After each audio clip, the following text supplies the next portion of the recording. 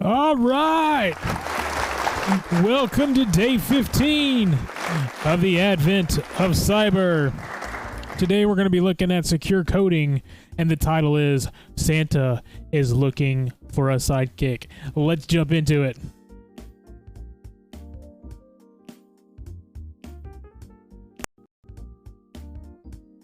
All right, I've gone ahead and kicked off our machine. So we've got everything set up. Let's go ahead and look at what we've got for today. Today is all about input validation.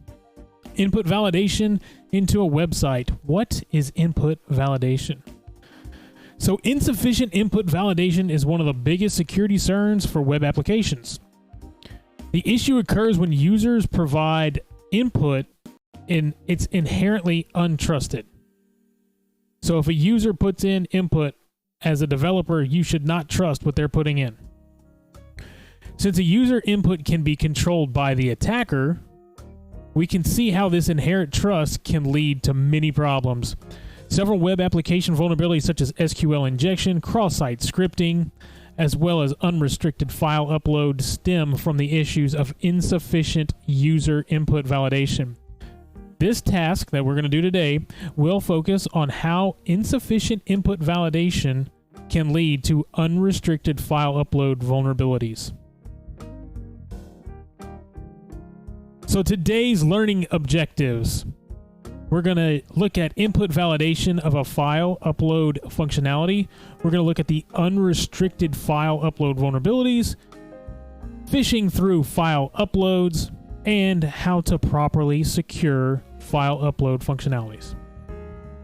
Okay, so what is an unrestricted file upload?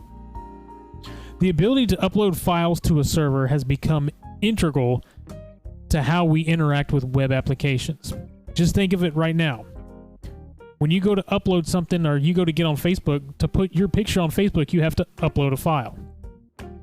When you're going out to storage and you're going to add stuff to OneDrive, you're going to upload a file. We're going to put it to Google Docs. You're going to upload a file. When you're going to go to Dropbox, uploading that file. If you don't have validation in there, you can upload malicious stuff.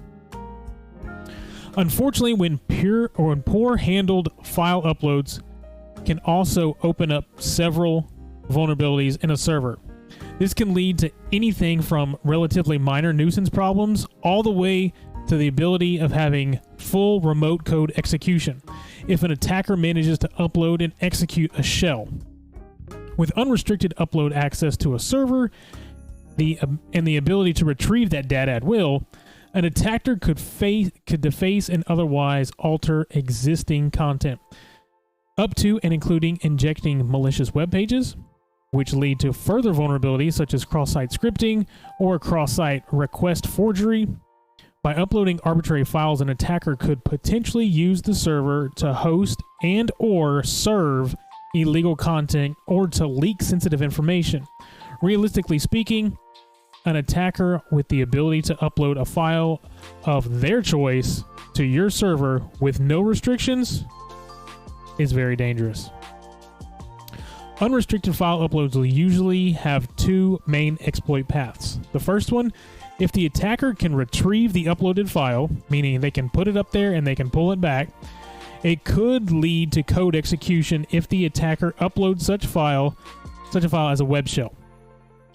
If the file is viewed by a user, think of CV application, which CV in this sense is like a resume, so somebody's uploading a resume. Then an attacker could embed malware in the uploaded file, and they would execute on the user's workstation once the file is open. So, for instance, if we were to upload a resume that had, say, a macro in it onto a file, and that file onto that server, and that server put that file somewhere, and then somebody inside the company went to go look at that file, and they opened it up. Now, what have you done? That person, by clicking on it, has now opened up their computer to being susceptible to remote code execution on it. There has been quite a lot of focus on RCE through web shells in the previous rooms, so in this task, we are going to focus on the latter exploit path. All right, so let's find out what we're doing today. Now that we've discussed what our objectives are. So, Santa is looking for a sidekick. Man, it looks like Santa's kicking all over the place. Santa is looking to hire staff for his security team and has hired a freelance developer to create web application where potential candidates can upload their CVs or their resumes. Elf McSkitty is aware that the third-party risk can be serious and has a task for you. Exploit McRed with testing Exploit McRed is going to test this application before it goes live. Since the festivities are right around the corner, we will have to focus on the core feature of the website, and that is the ability to upload a CV, aka a resume. Elf McSkitty has provided you with the latest version of the application, so let's go ahead and start our attack machine, which we have set up, and we've got our website up. So over here, we've got Santa's Sidekick website up and on, and you see that we have the ability to click on the browse button and upload a file. Let's see what they want us to do. As we see, the website's upload, so we've already gone through that. So let's go ahead and upload a file. I've already gone ahead and created a day 15 folder, and if we look in this folder, you'll see that I've already created these files. So we've got CV_/elfmcred.exe. That's the file we'll use later. CV.exe is a file we'll use later. And right now we're going to use CV.txt. So what we want to do is we want to test this. Can we upload a text file to this website? So let's go ahead and click on Browse. And we'll go into our day 15 folder, and let's click on CV text, click on open, and then let's go ahead and try and upload it. All right. Now we look at the bottom, we get our message, CV text, CV file has been uploaded. Yes. Santa's team will review your CV or your resume and get in touch with you. Since Santa believes in strong security, the file has been stored outside of the web root. No unethical elves are allowed. So outside the web root, when you create a web page, you have what's called the web root, and everything is underneath that. So what they're saying is we just uploaded a file, and that file through the back end of the code is stored outside of the web root. It's not inside the website, it's actually outside of it. So somebody can go in and view it. Let's see what we got here. So interesting, the message also tells us that there will be a human, an elf more specifically, that will interact with this file. So this, for us, calls for investigation. Let's see what happens when we try to upload something other than a PDF. We didn't upload a PDF, we uploaded a text file, but to each his own. So let's see if we can upload an executable file. So we renamed our file to CV.exe. So let's go ahead and browse. And let's upload our CV.exe file. Now, if you have the correct, if you've got the correct permissions in place and if you've got correct permissions in place and you've got the correct policies, then if we were to try and upload this exe file, it wouldn't happen. So let's see what we got going on here. We clicked on it, and lo and behold, cv.exe has been uploaded. So Santa's team, it now says Santa's team will review your CV and get in touch with us. Same message, right? So let's go ahead and check out what they want us to do now. Everything seems to work. So why is the fuss over web root, right? So I kind of explained that already. We don't really go through this. If we upload a file, let's see, if we could upload any file we wanted to, we could upload one of the special types of files like an ASPX, web shell. If this file was stored in web root, we could request the file from the server. It's not being stored in web root, but remember, it's being stored outside of it, and somebody is going to be looking at that. So that means somebody's going to open up that file. So let's see. Other vulnerabilities such as local file inclusion may exist that allow us to force the web server itself to recover the file stored outside the web. While we cannot perhaps get RCE using this vulnerability, we do know with certainty that actual users will interact with the file that we just uploaded. So rather than targeting the web server directly, we can target the users, because we know elves are gonna go ahead and click on this and open it up. So if we were to upload a file that, say, had malware in it and it was embedded into it, it would execute when the user interacted with that file. So when that elf goes on there and clicks on that file to open it up, that's when it's gonna fire off and shoot back and give us remote code execution. So let's see how we're going to do that. So we can use one of our tools that we've gone over already. We can go through MS Venom, and we can go in and we can create a malicious payload. So let's go ahead and read what we've got here. Let's try and target one of Santa's elves that would be retrieving the uploaded CV. In most cases, we have to be quite creative with the malware and we'd upload, especially since this is for an application to a security role, because you would assume that the security people on the other end are going to know what they're going to be doing. This will require us to create a resume or a CV with a malicious macro embedded. However, since we are on Santa's red team,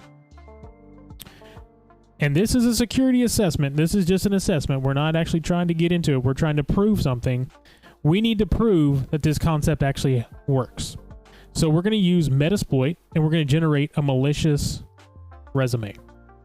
So by using msvenom-p windows/x64/interpreter/reverse TCP, and then we're going to give it a host name. Since we're on a VPN, we're going to give it our tunnel and the port. We're going to do our listening port. We've got our listening host, our listening port, and then -f exe, and then our name of the file. I've already created that, but we can go ahead and do it again just so we can show what happens. So we'll right click on here. That way we don't got to type it all out, and hit paste. And what we're going to be doing is we're going to be putting it on port 4444. So let's remove these ports.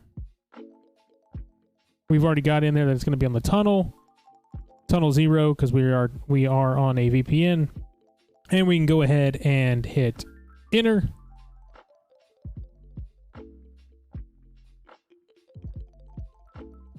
And you see that it says cv/username.exe. We actually have CV, and I created one that says elfmcred.exe. So we'll wait for this to finish. And now we've gone ahead and we've created our cv/username.exe. We hit ls, we should see a new file in here, and there we go. So now what we can do is we can run that. We can upload that into the website and see what happens. But first, we need to open up a listening shell. So to do that, we'll follow these instructions. You can then also use the following to create the associated listener using MFS console.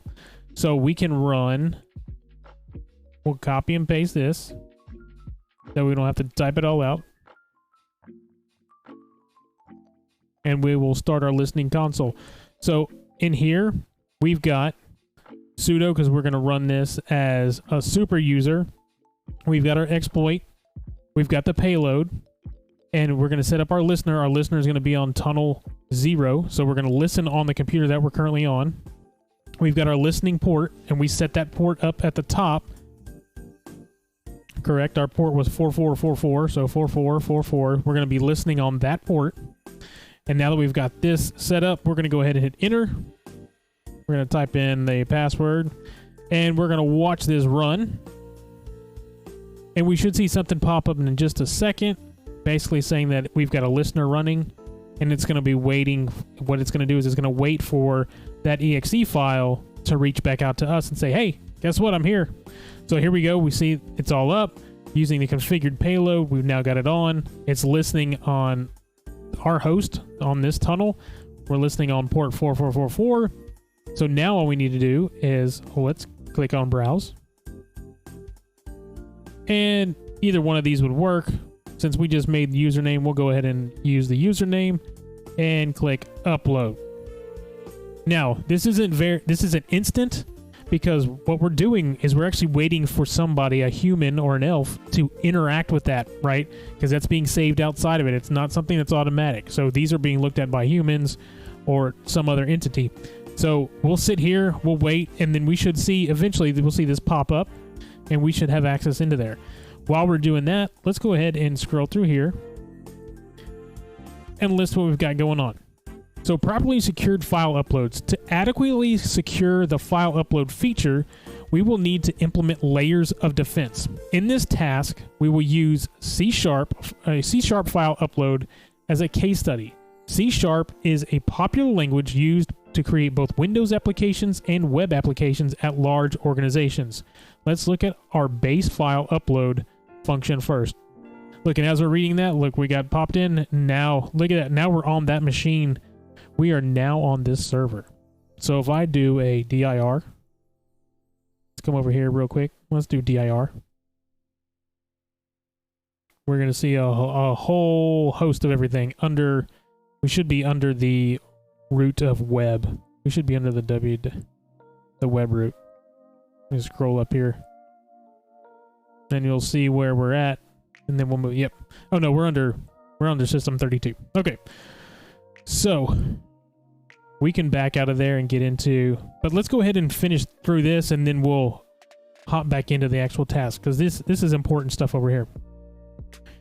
So these are popular languages. So let's look at our base file upload function list. So we've got our list, and we're saying our full path. We want anything that's uploaded, we want it to go here. There's our form file, our path for the our file path, and so forth. As you can see, the developer made sure that to store the CV outside of the web root by telling the full path to the different drive. So it went to the D drive, a CV uploads. So for instance, the web root is running under the C drive. What the web developer did is took that file that's being uploaded and put it over on the D drive, so it's not even near the web root. However, this is not sufficient. It takes a look at, let's take a look at what additional controls can be implemented. So what can we use? We can use file content validation. You want to validate the actual content that's being brought up. So we can validate the content of the file by reviewing the content type header that is sent by the browser when the file is uploaded. So when that file gets uploaded, it's going to give you the content type.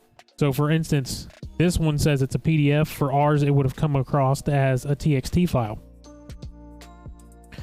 If the file content type is not PDF, we would reject it. So for instance, if it was actually set up for a PDF and I tried to upload that TXT file, which would be harmless, it wouldn't allow it because it's expecting that it has to be a .pdf file. It's not open to the world to take anything. You're basically saying if you're not this type of file, then you are not going to be uploaded. While this is a good control, it should be noted that since the browser sets this header, an attacker could bypass the control by intercepting the request and changing the header. That's a good point. We're not really doing that right now. There are tricks to doing that, but we're not doing that. It's a valid point though. So file extension validation. We could also verify the file extension. So that extension is the dot whatever is at the end, right? This would allow us to limit the type of file that can be uploaded. We can therefore add that file, or add the following lines of code. We could put in if the content extension equals PDF. So if it's not, then we're not going to allow it up. Then we've got file size validation. So with file size validation, you're looking at PDF files and you're looking at resumes. Those files are going to be pretty small. They're not going to be big files, right? An executable file that you're going to run is going to be a bigger type of file, or a malicious file that's got a malicious payload in there is going to be bigger than just a normal file. So you could look at this and go, hey, the biggest file that we want to allow to upload would be 10K or 1 meg, right? So that's what they're saying here with size validation. If you validate and say anything over this size of a file, that's not going to be uploaded. So for instance, that PDF file is 900K, but then when you put that malicious payload in there, now it's 1.5 meg, you wouldn't allow that to upload. We could do file renaming. As mentioned before, even though our uploads are stored outside of the web root, an attacker could leverage an additional vulnerability such as file inclusion to execute the file. To counter these attempts, we look at renaming the uploaded files to random names, making it almost impossible for an attacker to recover that file. So like we talked about before, if it was actually loaded into that web root, you could upload it, and if it was called file A, when it was uploaded as file A, once it gets stored, maybe it was all of a sudden it's now the date and time of whenever it got uploaded. It changes that file name. That way that attacker cannot reach back out, because they don't know what that file name is.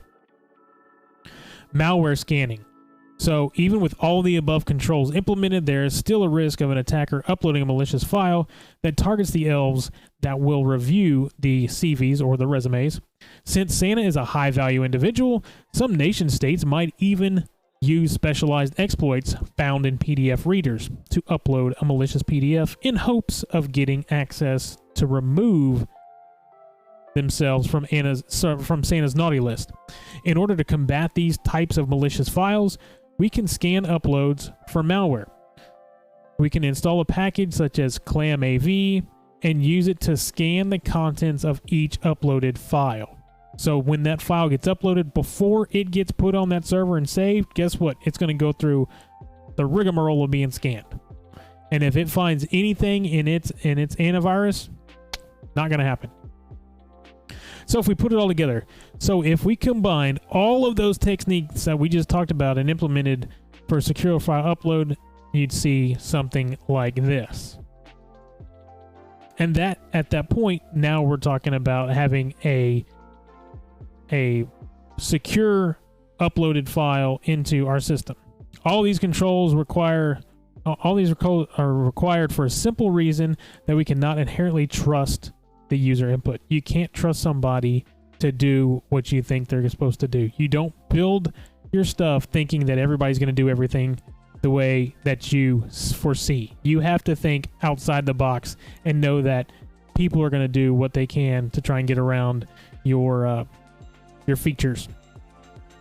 All right, so where are we at here? So now we need to go and answer these questions. So what is the name given to the file uploads that allows the threat actors to upload any files that they want to? So we need to figure out, since now we're on the server, we need to poke around on the server and figure out what it is that we are looking for.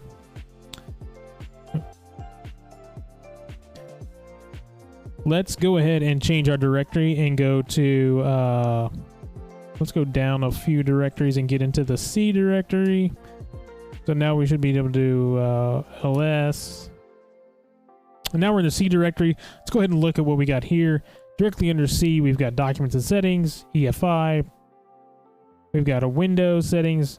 We've got inetpub. So inetpub is actually where on a Windows server where the files will lie for a web server. So let's go ahead and look in there and see what we've got. So let's change our directory into inet and look at what we've got under here. So we've got a cluster. We've got history, logs, temp, and we got a web root. So there's our web root, our www root. So let's see what we got in here. ls. It looks like we've got our start page, but it looks like we also have a directory called Santa. So let's dig into that directory. What do we got in here? So what are we looking for? What is the name given to the file uploads that allows threat actors to upload files that they want? So it looks like it's going to be Santa's Sidekick 2.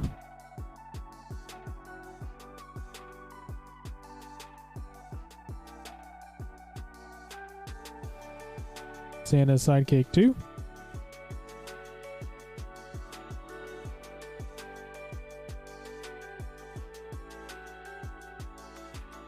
Oh, wait, hold on. I'm looking at some. What is the name given to... Oh, hold on. We're not even looking at the right place. What is the name given to file uploads that allow... That's going to be unrestricted. So that's going to be back up here that we talked about. Whoop. Way too far. Those are unrestricted files. Those allow us to do whatever we want to. That's going to be unrestricted.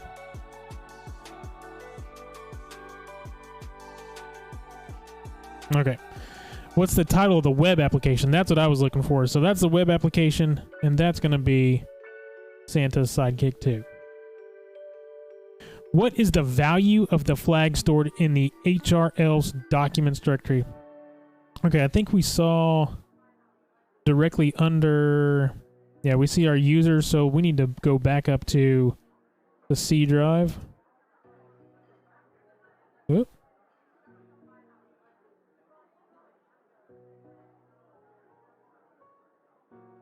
Oh, we still need to go up. Another. How many deep are we? All right, here we are. So let's check out our users. CD users. And we're going to go into, we've got hrelf. So let's look at hrelf. And which folder, what are we looking for? In the documents directory. So we've got all of our files under the users folder. So let's go into the documents. So cd my docs.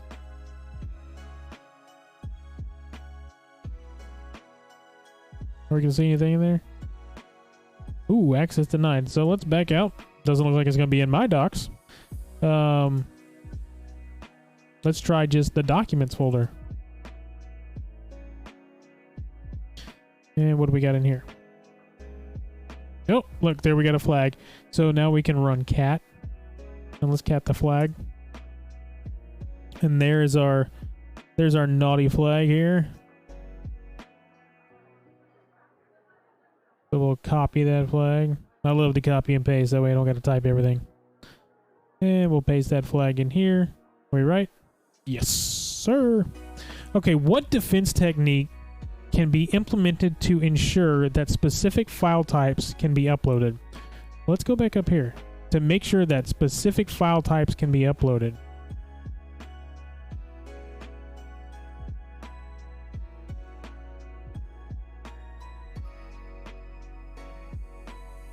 I think that one's going to be file extension validation. We can also verify the file extension. This will allow us to limit the file types that can be uploaded.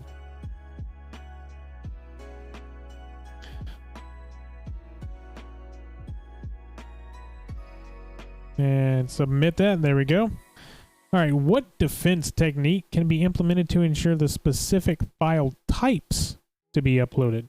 Oh, we already read that one. Whoop. The defense technique that can be used to make sure that the threat actor cannot recover their file again by simply using the file name. So I believe that's file rename. Let's scroll up here and make sure. Here we go, file renaming.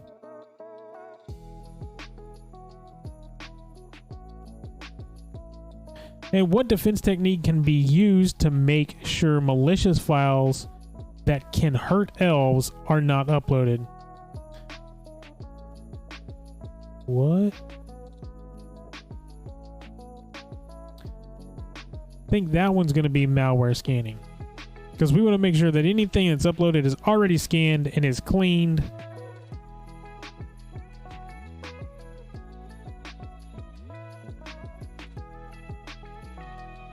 That one's right, and I didn't hit submit on there. So there we go. So there we go. We finished out today.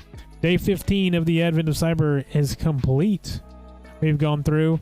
We've learned and understood the importance of file validation and making sure that we know what's being put in, and making sure that when we put something out, when we set up something on a website to allow somebody to put a file on our server, that we make sure we know what's going on there and that it's cleaned.